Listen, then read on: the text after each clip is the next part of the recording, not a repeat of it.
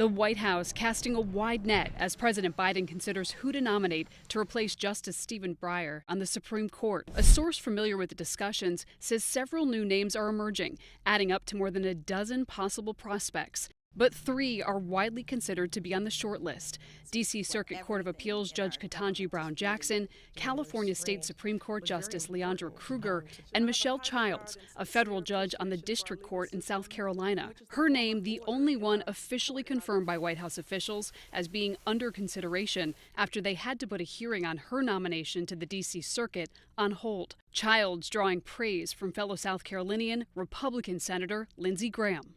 She's considered to be a fair-minded, highly gifted jurist. She's one of the most decent people I've ever met. It would be good for the court to have somebody who's not at Harvard or Yale. She's a graduate of the University of South Carolina. President Biden saying he'll make his pick by the end of February, and Senate Democrats saying they'll expedite the process as much as possible, with some calling for a so-called Amy Coney Barrett timeline. Her Supreme Court confirmation came exactly 1 month after she was nominated. When he chooses a nominee and sends it to the Senate, then we're off and running. But the process is still expected to be rocky, with some Republicans already questioning Biden's pledge to pick a black woman.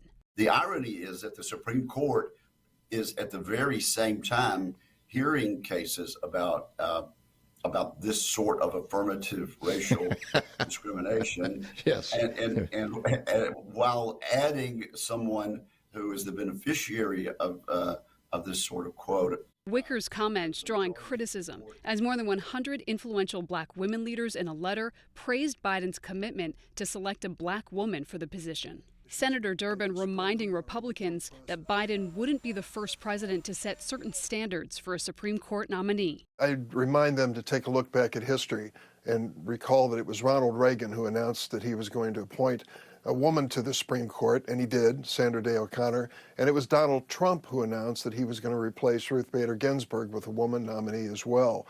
So this is not the first time that a president has signaled what they're looking for in a nominee.